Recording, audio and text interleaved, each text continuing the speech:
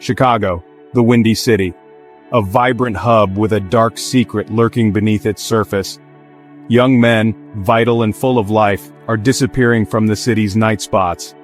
They vanish without a trace, swallowed by the dark waters of the Chicago River. The victims share a chilling profile, college-aged, athletic, and last seen enjoying a night out with friends. Their disappearances leave families shattered and a community gripped by fear. What happened to these young men? Were they simply victims of tragic accidents or something far more sinister? A night of revelry with friends, a few too many drinks, then silence. Their bodies, often discovered days or even weeks later, bore the telltale signs of drowning. But something didn't add up. These young men were strong swimmers. They knew the city and its dangers. Could they really have met their fate in such a way? The families of the missing refused to believe it was just a tragic coincidence. They demanded answers, pushing the authorities to dig deeper. The city was on edge, haunted by the specter of something sinister lurking in the shadows. Drowning is a silent killer.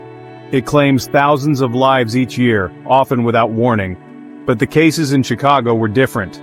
They defied the statistics, painting a picture of something far more sinister than mere accidents. The numbers told a chilling story. Drowning is the third leading cause of unintentional injury death worldwide.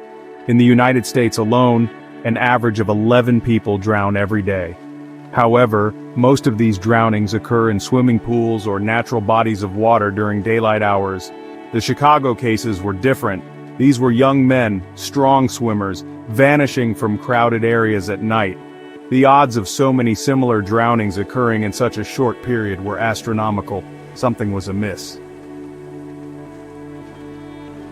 As more young men vanished into the night, a chilling pattern began to emerge. The victims were almost always college-aged males, last seen at bars or clubs near the Chicago River. They were often described as athletic and outgoing, the kind of guys who would be unlikely to wander off alone or get into trouble. The consistency of these details sent a shiver down the spines of investigators and citizens alike. This was not a random string of tragedies. This was something deliberate, something terrifying. The whispers of a killer on the loose grew louder.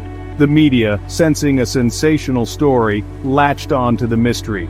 Headlines screamed about the Chicago River killer and the vanishing students. Fear gripped the city as parents warned their sons about the dangers lurking in the night.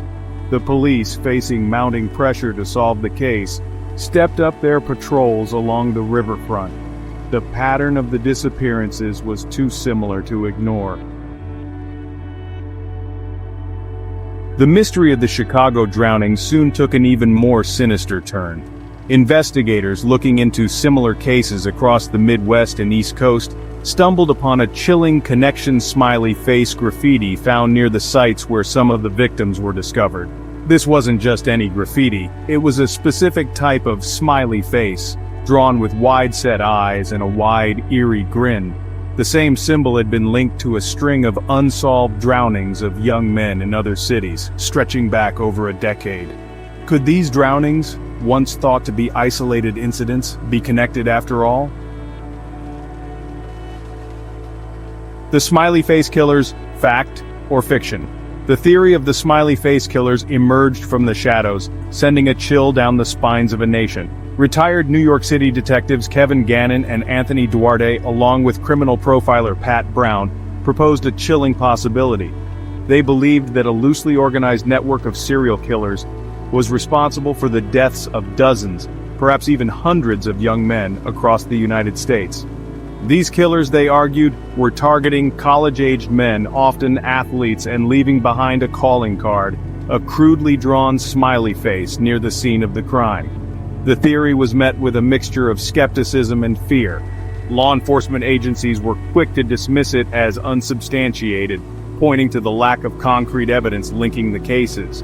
They argued that the drownings were likely accidents, fueled by alcohol consumption and reckless behavior. The smiley faces, they claimed, were nothing more than coincidences, the work of pranksters or unrelated graffiti artists.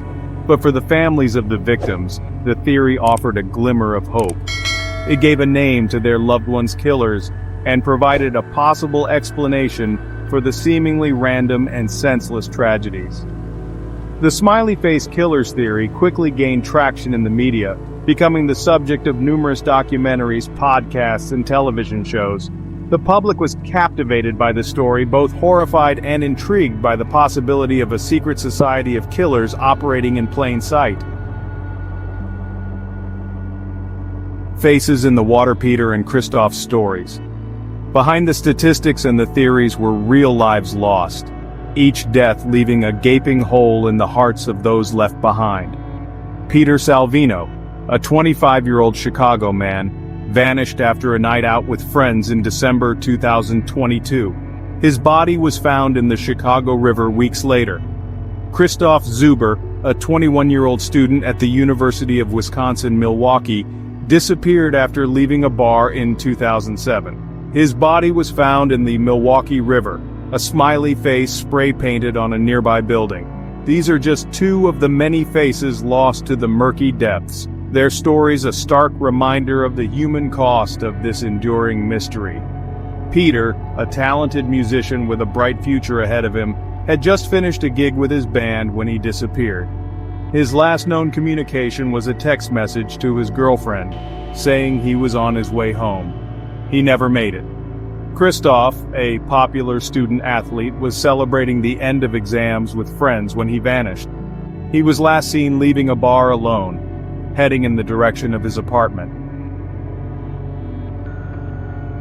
Seeds of doubt. Police and public scrutiny. The Smiley Face Killer's theory, while compelling, has faced its share of criticism. Law enforcement agencies, for the most part, remain unconvinced. They argue that the evidence is circumstantial at best, and that the drownings can be explained by more mundane factors, such as alcohol consumption, accidental falls, or even suicide. The FBI, while acknowledging the similarities between some of the cases, has stopped short of declaring them the work of a serial killer or a network of killers. The lack of a consistent modus operandi, the absence of forensic evidence linking the cases, and the difficulty in proving intent have all hampered efforts to definitively prove or disprove the theory.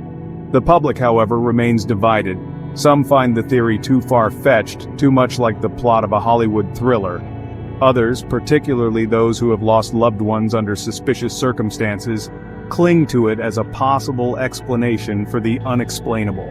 The debate has raged on for years, fueled by a steady stream of documentaries, podcasts, and news articles exploring both sides of the issue.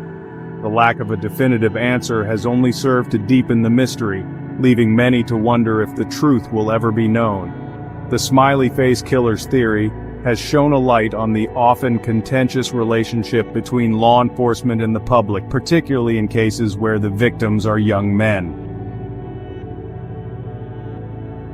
The unanswered questions. A nation's fear. The mystery of the Smiley Face Killers, if indeed they exist, continues to haunt the American psyche.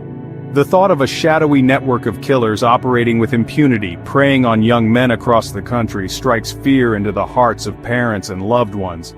The lack of concrete answers, the conflicting theories, and the ongoing debate only serve to fuel the flames of speculation and paranoia. The case has become a cultural phenomenon, a modern-day boogeyman that reflects our deepest fears about the darkness that can lurk beneath the surface of everyday life. The Smiley Face Killer's theory taps into our primal fear of the unknown, of the unseen forces that can shape our lives in ways we cannot comprehend.